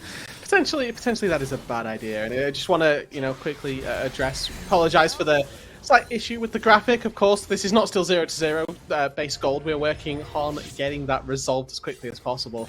But with the 1 kill lead currently, it's just Anime Girl who has a. Well, Winston's dead. Surprisingly, even as we Yeah. pan back over, that is Hence the tone. not the way that I thought it was going to go. But instead of invading into the level 6 Vex, he decided that he would do it into 3 people. And while I may be undermining the play slightly, please note that it comes with a lot of respect. He tried it, he failed it, but it's what Immortals AoE have always been about: is going for the crazy things, and if they don't work out, well, they don't work out. And that's just a chalk it up to. And didn't work, and then that's all we say. It's unfortunate. We'll go again, and ultimately, Winston had such a massive lead anyway that this is effectively neutralizing the jungle disparity at this point. It does make Shochi's lane a little bit harder, because his mid laner his enemy mid laner got a kill. So Enigma now comes back to lane with what is a Kindle gem as opposed to the Ruby Crystal, a little bit of extra HP in that department. So the one-shot capability is not going to be as easy. It looks like Shochi and Anime Girl, they have got other plans. They do not care for this Vex in the mid lane. Instead, it is Crab that they want on their menu. You know, I will say that, in a way, it not only makes Shochi's life harder, but any kill on Enigma also makes Meech's life significantly harder, because Vex absolutely loves jumping on top of AD carries, and Meech, unfortunately, does occupy that role. So there's a chance, actually, that this goes wrong, which is why Winston is returning into the mid lane. Remember, Enigma has no flash, so should go down here. Not enough burst to get onto Shochi, and the Fear not quite going to do nearly enough. So, Shochi ends up getting that kill right back, and that at least is a correction of past mistakes. Let's take a look at it. Really good combo from Shochi, honestly, right? He just thinks it's Enigma just thinks it's a distortion onto the wave for wave clear, and then just really good double distort to close that gap, get the damage, and the chain is point blank, near unmissable, and just sets up for Winston to come on through, dish out as much damage as possible, and, you know, for Shochi now, really good chance that he can just snowball and take this game a little bit by storm. The one-shot capabilities really sort of only on the Ziggs and potentially Vex if you find her without personal space available, or potentially window shopping or something like that. But either way, should be a few targets at the very least for the LeBlanc to try and find. Underrated positioning, by the way, just for the moment from Winston, as he managed to avoid the looming darkness and not get feared, because that looming darkness absolutely would have saved Enigma. Otherwise, we're still there we go. We're now back to live, and it's a good thing too, because Shochi and Trevor were getting engaged on. Now returning, however, it's time to fight over Rift Herald. Nobody loves it more than Immortals AoE. Already taken one kill. They do get traded back on, and Winston ends up going down. A second kill falls in the favor of Dare, but Shochi is still around, and Enigma is thinking about recommitting onto Anime Girl. There's some tanky champions around here, and a nice Fear comes in. Censored now on top of Shochi, and BMFX has joined up, but Anime Girl with this shotgun might just be enough. Steps away from the damage from Censored just in time to get the kill over to Shochi, and now BMFX is in a lot of trouble, and he's got to walk out of the river before he gets caught up too. Oh, he's got to kite it out, but Shochi, he's dead. That's unlucky. He's done the do. And overall, another positive play from Immortals AoE right now. We've got that scoreboard nice and fixed up for you, but overall, that was a pretty well-fought team fight from Immortals AoE, and I don't even know if I'd call it that. It was just several skirmishes back-to-back, which is exactly what their composition wants. We talked about what Dare want. They want to go for those hard 5v5 aggressive style combos. Immortals, they just want to sit back and watch sort of the world burn, essentially, with their lower number skirmishes, and that's exactly what happened in that skirmish. 4 kills now for Shochi on the LeBlanc. If we thought that one sort of gank kill in the mid lane onto Enigma was bad enough, this guy got 7 stacks on his Darkseal right now and almost completed the Luden. Winston has returned to the scene of the crime, this time with a little bit of backup. He and Trevor want to try and take on the world, and hey, it may just work. They have found Blossoms, who doesn't have a whole lot of escapes, and he's going to get knocked up and potentially taken down, but with the investment of the Flash, will get out to safety. BMFX still relegated underneath the tower, and I may point out to you, Rudude, that it is not the best looking tower. Very, very low at this point. And most of that, is because Meech didn't come up to the Rift Herald play. So though Rift Herald did go over to Dare, first tower almost ended up going over to Immortals AoE. And it still might, dear. We look across the plates of everybody, or all of the tier 1 turrets of Immortals AoE. Currently they are all sitting very healthy right now. Got themselves 5 plates on there and not looking to be taken down anytime soon. So it's a very real possibility that with Limo lurking around, he's trying to shadow protect against his bot lane tier 1 falling. But whilst he's doing that, guess what Winston's doing? He's farming up a Storm, collecting himself even more CS, even more gold, and trying to propel that lead even further. Worth noting, though, that Limo from Dare, currently the sort of best poised player to take this game. Trevor, it's plays like that that are actually so impactful, but that appear so minute, but are so impactful, because effectively all he's done, or literally all he's done, is walked up and pressed Q. But effectively he's cancelled the recall and now denying the laning phase for Enigma for another 30 seconds. Yeah, he's now got to take a reset and give Shochi even more time to roam down to this bot side. So in a way, Trevor is completely to blame for the fact that Immortals AoE are probably going to get this very first tower in the bot side. Meech has got so much space now, and it's the way that one small thing snowballs, and that's what Immortals AoE are so good at. Well, Limo takes over the job of pushing in the mid wave. Winston's going to be able to catch that, and Meech is going to cash in a bunch of extra gold for himself and rocket his team forward to a 5,000 gold lead with Rift Herald in the mid lane. It is now or never for Dare to start making this up. Yeah, and now we've got Anime Girl coming in to try and respond. I don't think this is going to be enough. Oh my, 4v3. It might be never. Oh my lord, Taunt does come in though, and Shochi gets out to safety as Anime Girl jumps over the wall on top of BMFX. There is no way that he survives that. Shochi getting another chain, forced the flash out of Limo, but it isn't enough. Winston picks up a little bit of an assist as in comes Meech for the kills, backing off entirely, getting a root, and Censored just is in pain. Shochi ends up picking up a kill, but a massive Inferno Moonlight Vigil corrects the course of things once more, putting Immortals AoE in the driver's seat and Anime Girl right into the ground. A little bit overzealous on the dive right there. Collateral damage goes more than wide, unfortunately. It is a triple kill that Enigma collects for himself, so we've seen a Vex pop off once today. Maybe we get to see a second one, and if there's one person who can reset through your team in this game and absolutely dominate, it would be Enigma on this Vex. Let's get another look, though, at how that all started. Obviously there they've got the Ziggs Herald combo, typically touted for taking turrets incredibly successfully, but Immortals, they say no. BMFX gets pretty much taken out before he's even able to do so. Unfortunately for Dare, Trevor's engage is sorely lacking here. The nice flash from Limo gets him away from the chain, but Meech just dashes forward rather than the Gale Force. A great flash from him, actually, to get away from Censored. Sort of resets the fight for a little bit, and then with the Graviton, able to find the root. And this here, double fear into a good bait from the shield. You start to think, okay, they've stepped a little too far forward, but then they've still got Meech, who's absolutely fine, and then Anime Girl goes and does this. I do. If he had predicted the flash, though, it would have been crazy. Cool. It wouldn't have killed him either, which is the best part, but it would have been cool. Yeah, well, and now it's going to be harder to kill him, I will say. Enigma has been playing really well, and I love that we're getting the chance to see him on the Vex. As to whether it'll be enough, totally different story. We're going to get the chance to find that out later, but I am enjoying his play as of so far. For right now, Winston trades places with Limo, pops that Crescent Garden, is ridiculously tanky for the time being. Enigma gets taken down in the meantime, and that was the plan all along, as Limo has to flag and drag his way out. Winston again commits onto him over the wall, and Shochi even goes for BMFX in the backline, but not quite confident enough to jump in on it. Immortals AoE got what they came for. Now they get to back right off, securing not just the entire top side, but also bot lane tier 2, because Anime Girl wasn't even there. You know who else wasn't there? DM Meech wasn't there. He's been farming up a storm in the mid lane as well. They're taking turrets. That was a 3v5 in the enemy jungle that they are coming out on top of. The gold values really are speaking for themselves right now, and the ability to move around Summoner's Rift and take the turrets really are just extending the lead time and time again. Censored going to attempt to freeze on the top lane, which, you know, that's great.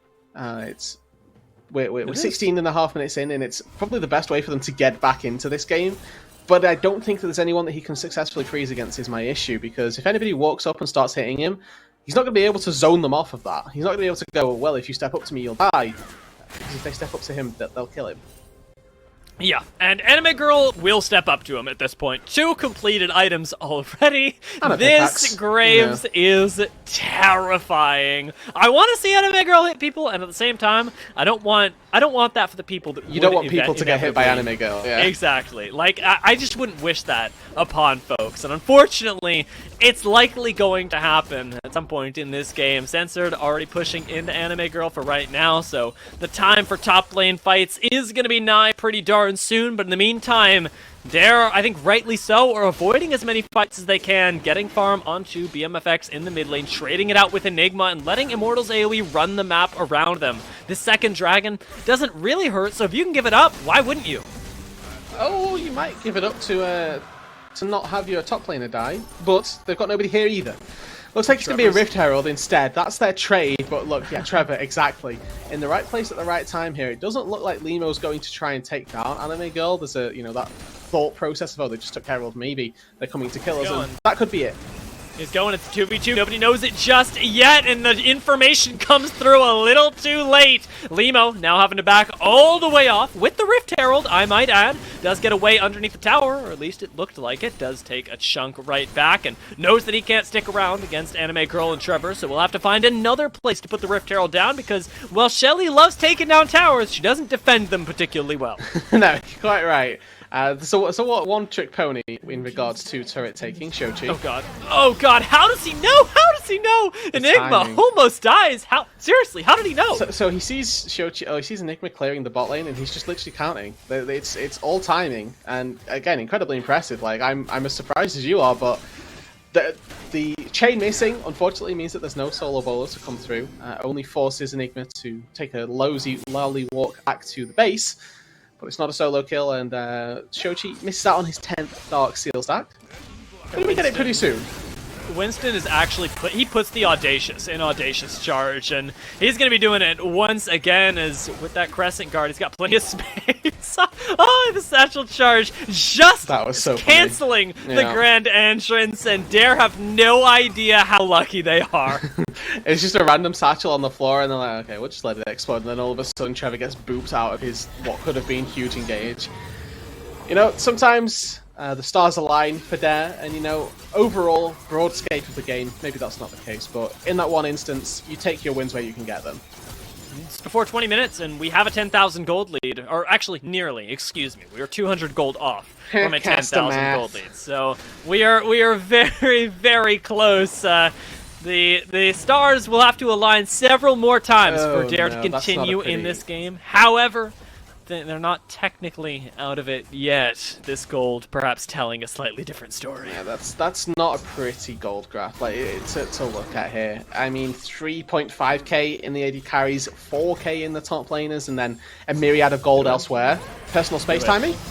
All right, everything lands. Everything lands. Shochi hit absolutely everything, and now he even gets out alive. What is this? The flash timing just too good, and with Winston coming back and a teleport drawn Okay, out. here we go. We're probably 5v5. gonna fight. Censored gets chained, but doesn't actually complete on the route. But Winston again with the Audacious Charge, and now the Rakan to back him up lays in so much damage. The Showstopper does take Trevor out of the fight, but Censored doesn't even pick up the kill as Anime Girl comes in to clean that up. It is a full-on ace in under 10 seconds. Immortals AoE want to send themselves to the playoffs, but they are not doing it casually. They are doing this with style. Yeah, but you know, we'll just send 5 people down into the bot lane randomly to answer your 5 people in the bot lane. Let's just flip the game here on a fight in the bot side, and granted, it probably wasn't as big a flip on Immortals' side. They had a significant advantage coming into this one, and with the inhibitor now being slain, being felled, it is going to be even easier for Immortals AoE to extend their lead here in this game. It's a little bit of deja vu. There's no mid lane inhibitor falling, but the core principles, honestly, much the same here. With the Baron spawned, has been alive for about a minute now. Immortals, with that ever-present pressure down in the bot lane, they should just be able to walk over and take this, honestly. Limo is spotted on super minions in the bot side, and whilst they may end up trading a Drake, I don't even know that that's the case. Observers are doing a great job right now. Look at the vision, dear, because I can't see any. No, at this point, Dare are...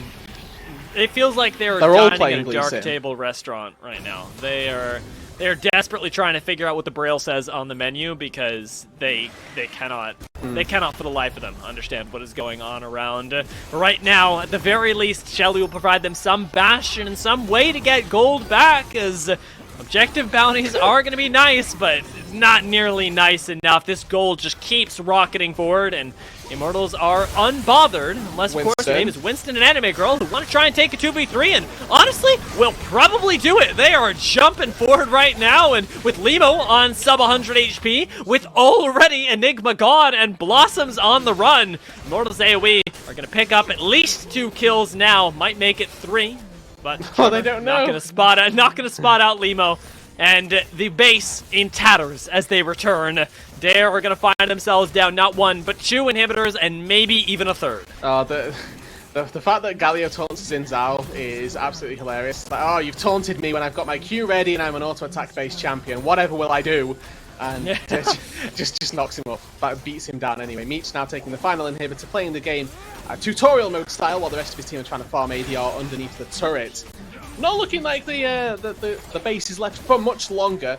Now that the Baron is live, they've not even reset all of them here. This is the fight, this is the fight. The fear came in, but the taunt didn't. Bomb's already gone wide. Blossoms is so low, and well, he will survive. Limo is going to go cold and not even going to get the chance to do that. Immortals AoE have not lost a member, and they will not, they cannot, as they chase down BMFX, looking for that final kill. Winston not going to find it, but from over the wall, the Sigil of Malice connects, sending Immortals AoE out of the group stage into the playoffs, sending us all to the playoffs with a massive bang.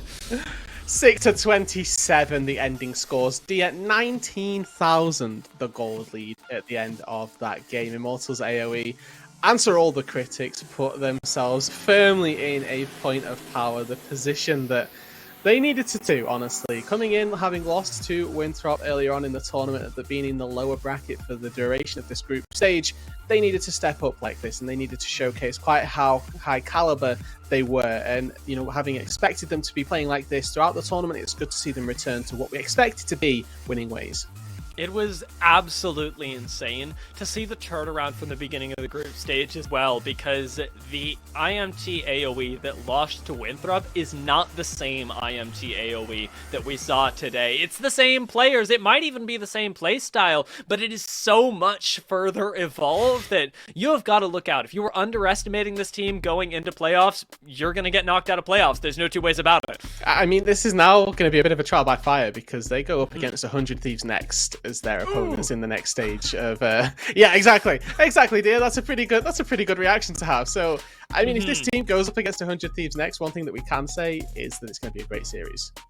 That's true. I am really looking forward to seeing it, because 100 Thieves next don't mess around, but clearly neither does this iteration, this evolution of the IMT AoE roster. On the other side of a very quick break, we're going to have our analyst desk break everything down for you, and I can't wait to hear what they had to say.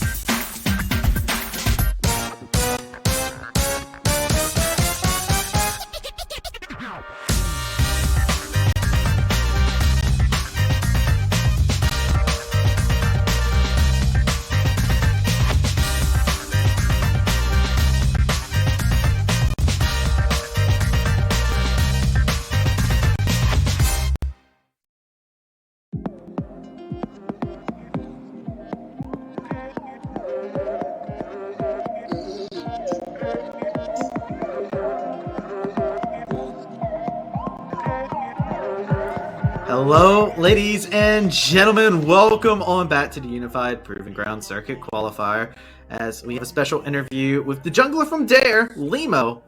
Hello. How's it going, man? I know it was a rough series there, but how's everything going with you guys? You know what? Not bad. We came here to win, but I mean, stuff happens. We didn't get a whole lot of practice. I'm glad that we made it as far as we did. It was a great experience for, I think, everyone on our team, and yeah, had a lot of fun, especially. I mean, look, you got a lot to be proud of. Every single person on Dare. I want to highlight something. Dare was the 20th seed going into this, and you guys beat nothing but competition that was above your seed to qualify to begin with, and you guys made it all the way here. And you guys only had like a week of practice, right, before the qualifier actually started? Yeah, it wasn't even practice. It was tryouts for most of our team. So we made our team on the final day for signups, which was really fun, but it was a good time. That sounds amazing. You guys banded together and picked up some dubs. I mean, you guys tackled just about every single... I don't think you guys lost to a single amateur team in terms of just like the regular amateur teams. It was like LCS affiliated orgs and collegiate teams were the only ones. You guys were the amateur slayers. How did that feel? I mean, it was awesome. Winning was definitely... We came in here thinking we would qualify, which we did. 4-1 was definitely a big jump. I think all of us were surprised by that.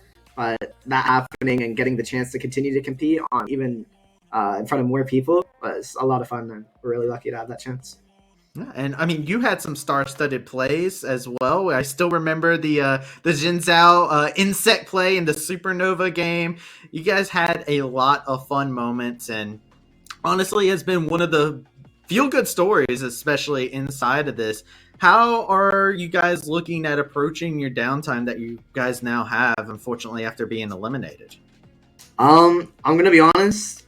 I don't think we've planned that far ahead. Yeah. But I know that we're gonna continue practicing. Hopefully, some of us will get picked up by bigger orgs. But if we don't, we'll be back for the next Proving Grounds with hopefully first place in mind.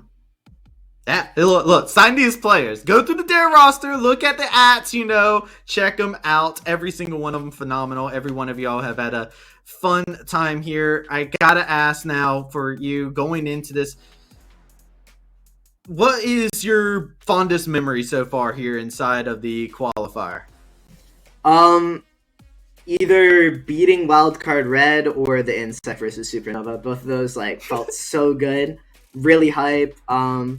Definitely beating Wildcard Red because it was our 4th win and we had never expected to have that happen was super, super hype. All of us were yelling. I think we have clips of that on the Dare Twitter page. It was an awesome time winning, especially. Absolutely. Go check that out, everybody. What are you doing? You need to check these out. I mean, you guys, that's not a low feat anyways. Like, you guys beat people who have played inside the LCS before in that matchup. That's huge for you guys, so congratulations on that. That being said, do you have anything you would like to say to all the people who didn't know who Dare were, but now they are in love, they are following you guys, and they are invested in each one of your journeys? What do you have to say? Probably just keep your eyes on us. Not even if we're not all on the same team after this split, make sure that you search out for all of these players. All of them are so talented at everything they do, and I'm sure all of them have pretty amazing careers to come, and it'll be fun to see where we go. I'm looking forward to it. I'm sure the sky is the limit. You guys are going to do fantastic, and I look forward to seeing how you guys go. That being said, thank you, Limo, for coming in. We are going to go ahead and send this over to the desk as we get ready to get in to this series. As we are back, ready to break it down. It was a 2-0 for INT AoE. They did continue to be mad. They did continue to smash, and they looked convincingly so strong inside this series here. Yeah, this is a really, really good series for Immortals. It seems like they just keep scaling up. They keep getting better as a team. It's exactly what you would want from a team like this that is expected to be playing together all throughout this entire year. They're affiliated with that LCS organization. They're making waves. They're taking names. And yeah, congratulations on them moving forward into the playoffs. This is a great series to do it with. And Nicole, you got to come in here, see these players lay it all out on the line here. How are you feeling after walking away from this series here? From what I've seen, Mortal seems really promising. I'm interested to see how they'll perform in playoffs. Yeah, I think that's the big thing. They have Taco Gaming. They better not find them on a Tuesday. That joke's never going to get old. Are they old. playing tomorrow? I think they might be playing tomorrow, in which case they would. So. Oh man, you don't want to fight them on a Tuesday. It's not. You look for the reschedule. But we do have ourselves some replays here to go into it because there were some interesting things that did happen. Going into this game, we did see a draft coming out of there, focused on that early game. And you saw Limo was definitely having that on his mind, looking for that early gank. We gotta watch the early gank. We just gotta see it. See this level 2 Jarvan experience. I'm so excited for this. Do you do this very often in your games, Nicole? No, almost never. This right here is like extremely risky thing, and I feel like they had like that pressure of like none of them really like outscaling and facing against like say like in Mephilo's that. So I can see like him wanting to get like a good early game beat in here. It was very like all or nothing, and they got nothing. They got like less than nothing actually. Definitely less than nothing. It's a struggle. Yeah, I really like that you pointed out the bot lane scaling threat again for Immortals because they drafted the same way in both games, right? They had this Aphelios on Meech for both of them.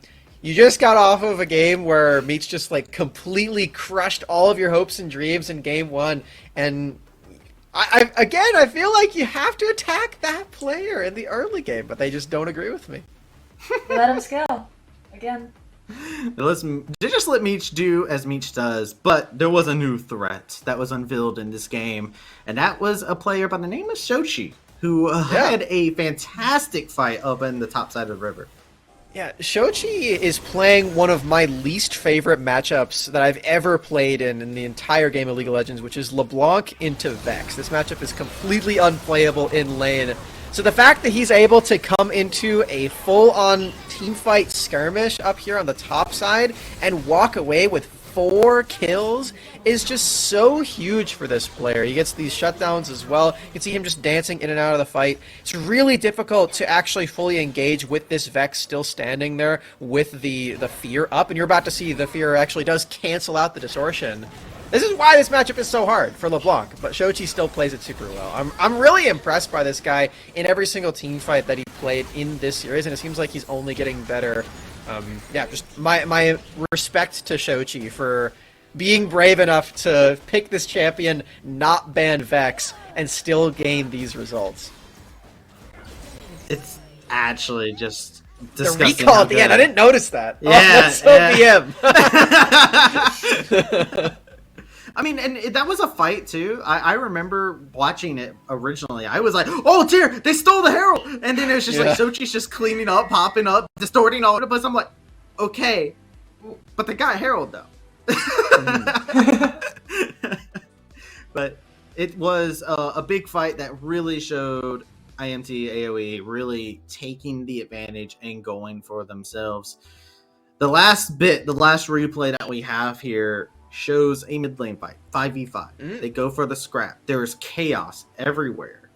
And even Enigma picks up a triple, but IMT is still so far ahead. Yeah, the triple kill for Enigma is really valuable, because with a draft like this, if you do fall behind in the early game, the only possible win condition that you have is through Enigma and Ziggs, the Yordles from the TFT set, trying to pull the late game damage on these double mages. So Enigma getting these kills is really good, but like you said, Travis, they're already so far behind, and they don't even like fully win out on this fight either. I believe they ended up trading 3 for 3 by the end, so it's a nice moment for Enigma, but it's just a little too late. Just a bit unfortunate. As you can even see, like, it's a triple kill. Cut the Look tape at for Anime Girl's sake. Yeah, oh no, no. We don't need to watch that. Oh no. That's positive for Enigma. Yes. But I mean, you got to see, and Nicole, you were even talking about it. Like, it was inside all it this looked chaos. really good. It Yeah. looked really good, but they ended up going even in that fight, and it Mhm. didn't really do anything for them in the end. Just unfortunate, unlucky in that case and scenario. And the biggest unlucky was just IMT AOE. Like I said, and the theme is still there. They're angry. They're smashing through the competition right now, and honestly, they've been putting up very convincing W's here. As we do have our post game to kind of see yet again how convincing it has been for this squad here. I'm imagining another Aphelios damage spike in this one again. There. Oh, okay, there's no so post game. Just picture it in your mind's eye right now. Another game of Meech just like completely breaking the damage the charts. slope. Is this the correct angle? Yeah. Just the slope. There's your graph. It just goes up. It's just insane. I mean, Yeah. For Immortals moving forward, like I really do feel like they have some of the top players in their role in both Winston and Meech. And that's really valuable because there's an academy team in this tournament. There's 100 Thieves Next, who has LCS players on there as well. This is a really valuable set of players to have, and everybody else is really pulling their weight too. They've really, had their wake-up call after losing the first round. From this point out, they haven't lost a single game, and moving forward into playoffs, I think this is actually definitely a team to maybe take it all the way up to the finals. They've got a pretty tough side of the bracket as well. Like Golden Guardians Academy is on their side, but I really do feel like they're going to be competitive in those games moving forward. I can't wait to see them play tomorrow. Absolutely. So, that being said, that is it for us here on the desk. That means we get to have to say goodbye to our wonderful guest, Nicole. Nicole, where can they find you? Are you terrorizing the Rift with the Karthus jungle, or what are you up to? I'm trying to get a lot of streaming hours in nowadays, so yeah, be on the lookout for that. Absolutely. And hey, follow her on Twitter. The @'s on the thing right there. @Nicole_Clash. Wait, what's your Twitch at? What's your Twitch at? I'll follow you right now. It's just @Nicole with a 0 instead of an O. Nicole. Nicole. All right, found Nicole you. was taken. You are followed. Get that plug in there. Let's go! With that being said, make sure you check her out. And thank you again to everybody who tuned into the Analyst Desk. We're about to throw it over to our interview here with Sochi. Sochi, how are you doing? I'm doing well. How are you? I'm doing fantastic, and I gotta say, feels good, right? You guys have been on a rampage inside ever since you guys dropped that one game, one series. You guys have looked unstoppable. What happened? Yeah, so we did take that pretty unfortunate L to Winthrop last time, but scrims have been going well. We've been learning from all our mistakes, and I think I played much better in this series. And yeah, I'm just glad I got to perform. You performed really well. Smats had a big compliment on your LeBlanc there inside of game number 2. As Sochi begins to blush. But, yeah. I mean, you had a fantastic LeBlanc performance there in game number 2 especially. How was going through narrating the LeBlanc fight? This was a matchup that I believe you chose to go into. How was the LeBlanc? How was navigating this? Yeah, so actually, I think it was in scrims. Like, I might be leaking a little stuff, but if you take Airy and like Ignite as LeBlanc, you can actually bully the Vex early on. And I saw, I think, Humanoid do it in the LEC, and I just decided to try it this game, and actually allowed me to get priority early on in the lane, and makes the matchup a lot more playable for the LeBlanc side, because Vex is usually seen as a counter, but getting that early prio like enables Winston and like the team in general to just make more aggressive plays early on around me. Yeah, and that's fantastic, especially when you've got playmakers all over. You guys were firing on all cylinders, all across the map. Anime Girl, at one point in time, was referred to as the proud dad of the team. Does Anime Girl fit that build? Yeah, definitely. Like I'll be taking blue buff, and he'll be telling me, "Shochi, go mid lane after you get blue buff," and I'm like, "Okay, man, thanks for the help." Like, yeah, he definitely likes to order me around a little bit like I'm his little brother, but I appreciate it. It keeps me in check because sometimes I like to get a little goofy. I mean, look, top lane just got to interact with y'all somehow, right? Like, we're on an island, you know? We got to do something. We got nothing but CS to farm. We can look down across the mini-map every now and then. Well, you guys had an also very impressive performance coming out of your bot lane. Meech especially has had a killer series as well. How does it feel playing with a team where every single position can just carry phenomenally? Yeah, so it feels really good being a part of such a strong roster. Like any one of us can carry a game, I'm sure. And at the beginning, we struggled, like playing through our top laner, for example. But we've been working on, or like playing through mid even, and we've been working on getting better at all styles so that like we can go into our matches with like many options available to us. Because you saw Meech had like 350 CS. We were all funneling him CS in that Aphelios game. Yeah. Trying to get him that Doinby CS hack. But yeah, Meech is definitely a really strong player. And if any of us get a good amount of resources, we can take a really good game from there. All right, my last question. You guys have Taco Gaming on Taco Tuesday. Well, Yikes. how are you feeling going into the matchup, man? This is like raid boss materials. The Dark Souls boss music playing right now. Yeah. So I was watching the little slideshow that you guys had on the Academy stream, and we were the only team to actually defeat Taco Gaming on a Taco Tuesday. So I'm not too worried going into that series. We played pretty well against them in the OQs.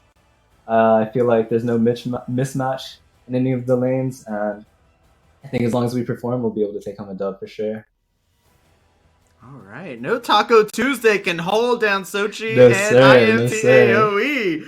I like it. They'll be feasting on Tacos Tuesday, it seems. With that being said, Sochi, do you have anything you would like to say to anybody who's been watching IMT AOE that been fans of yours personally or have been along for the ride? Right. I'd like to shout out all the people who support us, everyone who just kept sticking through us with that fat L to Winthrop. Means a lot. Make sure to follow me, twitter.com, LOLShoji. I post bangers only. Thank you to my coaches, Akash and Julius, and even Deos and Ido who've helped me in the past. Appreciate it a lot, and I'm going to make sure I lead the team to some more victories in the future. All right, that's what I'm talking about. Let's see it. We'll get some more LOL Sochi gameplay coming in. Make sure you follow them on the Twitter. We'll have some huge, I'm sure, more compliments to follow from Smats as we get to see you tomorrow. With that being said, thank you so much, everybody, for tuning into the stream. That is going to be it here for us. You make sure you catch us tomorrow, same time, same place, for more Proving Grounds action. That being said, have yourselves all a fantastic night.